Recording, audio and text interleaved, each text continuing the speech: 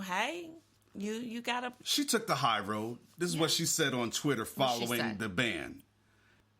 If this is what it takes to rise up again, then I'm all the way in every day. No words, games, or actions will ever stop me from reaching my own dreams. And I have many. She really did take that high road. I mean, she was not being petty at all. Mm-hmm. You know what I'm saying? We can all learn a little bit from her because, sometimes I could be petty Betty. You know what I'm saying? Because I'm kind of being a little bit petty with this because I'm like, we talking about the French Open. I can't even pronounce French words. Didn't you say you failed French in high school? High school. I took it for 3 years straight and failed it each time. I couldn't get past my numbers, the tens. That's why I say I thought French fries was French food. But, hey. So, see, that's why you should hang out with me on the sports side of things. Because that's the women's side. On the men's draw, we all got our fingers crossed for Rafael Nadal, Novak Djokovic to meet in the final. Mm-hmm. It would be their 51st meeting overall, playing each other. Mm-hmm.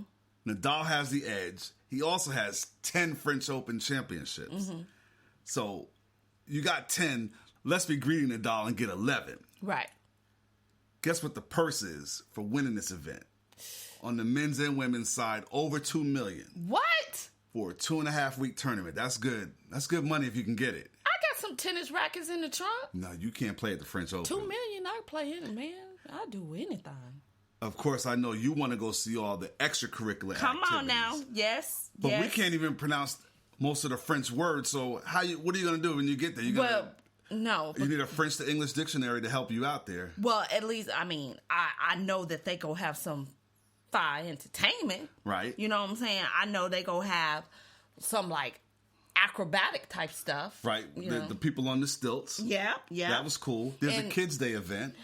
Oh, yes, it is. So they got a lot of good things going on. A lot of charitable things going on. Yeah, all of that. That's cool. Yeah, so that's fun for me. And then, like you say, I get a chance to try some of the French food that I can't pronounce and try to, I put on my little hat and my little... Is that the drinks? Or the beret? Yeah. Okay. Yeah, so I'll be out fashion forward. Oh, because... Paris is... You can't play. Nah. You can't You know play. how I am about dressing for the appropriate occasion. Right. And so then when I'm drinking my cappuccino, because that's French. No, that's Italian. See. Wow. There I go. Stick to your French vanilla. Did I tell you I flunked it?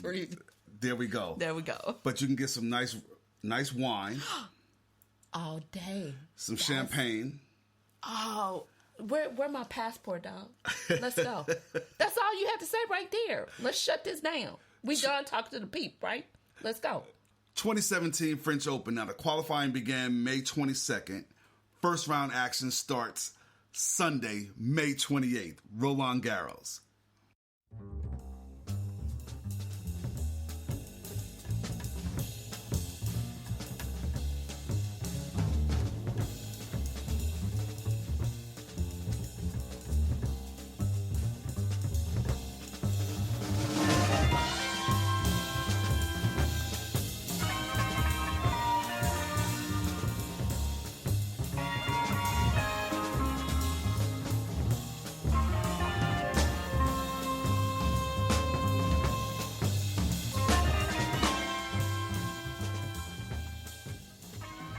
Sonny was big on education. All right now. And he was well read. Mm-hmm. I watched Jeopardy because he watched Jeopardy. Oh. He had me and Jasmine, his daughter, we were kids sitting down watching Jeopardy with him. Sonny, I still watch Jeopardy to this day. Yes, you do. All day. Went to Berkeley School of Music, but did you know that he did the New York Times crossword puzzle in ink? In ink? Not in pencil with an eraser. Oh, I got that word wrong. That was his daily challenge. And so that explains, you know what? Yeah, you're your nephew's son. You're the nephew's son. Because that explains why when we're playing... son, that's cute. When we're playing Taboo, you be so educated with your guesses. You get that from your uncle. Well, he'd salute all the graduates. Yeah. And we do too. Big ups to all the college and high school graduates from coast to coast. Yeah, big ups. Special love to all the Metro Atlanta grads, but none more than... What? Paige Sharrock. Go, baby. That's our baby. New Manchester High School class of 2017. Go, baby. We're so proud of her. We are so proud. Yes. We already got her bags packed and just by the door, you know? Speaking of high school, this school year, as always, presented some great action in all the sports. Joining us to break down this info, Damian Lewis of Prep Sports Nation. He cruised the landscape of Georgia from August to May, covering games, and it was so cool to catch up with him to hear all the hot news. Damian Day Lewis, Prep Sports Nation. How's it going, Rory? How's it going, man? Appreciate you guys having me on once again. Westminster, 8 state titles. Man. Yeah, man. 8 state titles, including boys lacrosse, the boys and girls soccer, boys and girls tennis, boys and girls pole vault, girls volleyball. I mean, I don't know. I can't say. I don't know, every high school in the country, but 8 state titles in one high school season, that's got to be some kind of record. I've covered a couple of events over there. It's a beautiful campus. Oh, yeah, man. I love that campus, too, man. And then just great kids overall, man. A lot of times private kids get the bad rap because it's a private school and, oh, your parents got money. But, man, let me tell you, every kid I encountered at Westminster, great kid, man. Now, Grayson won the inaugural 7A football championship, went undefeated against Georgia teams. I think they lost the first game of the year, and that was against some school out of Florida. Yeah, IMG, correct. And there was actually a televised game on ESPN. But they were nationally ranked, and they got that 7A crown with a 23-20 overtime win over Roswell. That was a great game. And for a lot of people, the game actually started off very slow. And Roswell, though the game was slow, not really high scoring, Roswell looked like they may have a lock on it. Of course, their quarterback had transferred over from Westlake High School, and he, previously the season before losing to Roswell in the playoffs. So there's a little irony in there. But yeah, it looked like Roswell possibly could have a lock on the game, and then all of a sudden, fourth quarter, here comes Grayson, and they tie the game at the end. As the fourth quarter winds down, go into overtime and pick up the win. We're in the dome until like midnight. Bro, now winning one state title is hard enough. Cartersville High School, the Hurricanes won back-to-back championships. Back-to-back state titles for Cartersville. The Country Boys was rocking, man. And then let's talk about Cedar Grove, man. They also won their first... out of DeKalb County, down in Ellenwood. Yes, won their first state title in school history, okay? So, and here's the thing about Cedar Grove. They lost a lot of players this year, but if you saw their spring practices and spring game, they look like they lost absolutely nothing. So there's a good chance for them to be, one of the teams that are, it could be their turn to go for a back-to-back run. All right, Damian, so switching gears to basketball, Georgia showcased 2 top 10 nationally ranked players with Wendell Carter at Pace Academy and then Colin Sexton at Pebblebrook. Correct. Top 10 nationally ranked players. Wendell Carter actually leads Pace to a state title this year. And then Colin Sexton, although they didn't get the state title, he played great basketball all year. Pebblebrook did get knocked out by Norcross in the quarterfinals. But it was great basketball, great play by both of those guys. So tell us about Langston Hughes in South Fulton County. Coach Rory Welsh, winning their first state championship, and actually the school's first state championship. They did have a cross-country winner win state, but as far as team sport, first state championship for the school. Congratulations. Hats off to Coach Welsh. Really good guy, and amazing story. Of course, 2 years ago, they're loaded with sophomores and juniors, and their top kid, the 5-3 season, transfers over to their rival Westlake High School, who goes on to win the state title that next season.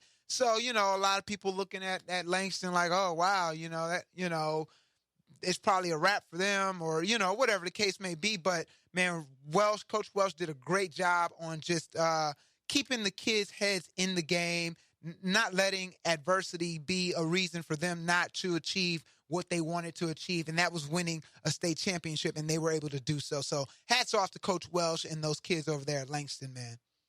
Damian, what about McEachern High School, the pride of Powder Springs, Georgia? Every year, championship after championship after championship. Gotta also give hats off to the McEachern Lady Indians basketball team. 4 state titles. Yes, 4 state titles in a row. So hats off to them. I don't know how they do it, but they have been doing it. Married to the Game is versatile with their coverage. Prep Sports Nation is versatile with their coverage. You was out this past weekend hitting up the lacrosse state championships. Yeah. First game, the girls 6A, 7A championship. Milton facing Cambridge. They're rivals because they're both up there in the North Fulton area. So they're already rivals. So they get a chance to meet up for the state title. And Milton actually playing for their 11th state championship.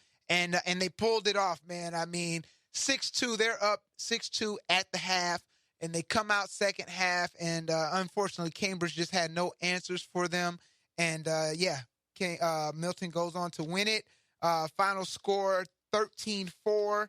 And they just, they did their thing. Congratulations again to them. Their 11th state championship in school history. And lacrosse in Georgia has only been around since about 2005. But for them to win 11 titles since 2005, that's pretty big. And then this amazing school year closes out with the baseball championship. Correct. State championships will kick off Wednesday. You've got in 6A action, you've got Pope facing Lee County. Pope last year lost in the championship game to their crosstown rival Walton. So, of course, they'll be looking to, redeem themselves from last year. Etowah will be facing Woodstock in 7A. Jeff Davis will be facing Elbert County in 2A. Savannah Christian, Tatnall Square, 1A private. Let's see. Gordon Lee's going to be trying to win it in 1A public. Blessed Trinity facing Marist in 4A. Pierce County, North Hall, 3A. And then Wayne County, Loganville in 5A. So that all begins Wednesday. They actually had to shift the schedule. They were going to be Thursday, Friday, Saturday, but I guess they didn't realize a lot of graduations would be taking place Friday. So they're going to kick things off Wednesday and Thursday, and then it's a best of 3 series. It's a best of 3 series for every classification. If game 3s are necessary, they will be played on Saturday. Damian Lewis, Prep Sports Nation, thank you so much for joining us on the program today. Hey, man, drop your website and all your social media handles so folks can get at you. Yes. It's prepsportsnation.net for the website, and you can follow us on Facebook, Prep Sports Nation. We have our YouTube channel where you can catch some highlights. That's also Prep Sports Nation. And then Instagram, Prep Sports Nation _, and Twitter, PS_Nation _. And thanks a lot, Rory. I really appreciate you guys allowing Prep Sports Nation to have this opportunity.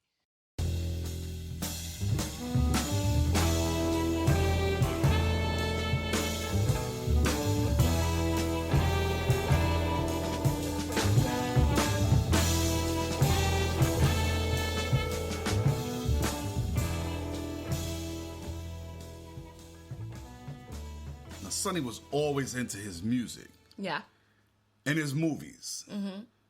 But when it came to sports, he was a big boxing fan. Was he now? So I would love to hear what he would think about the potential of Floyd Mayweather and Conor McGregor fighting.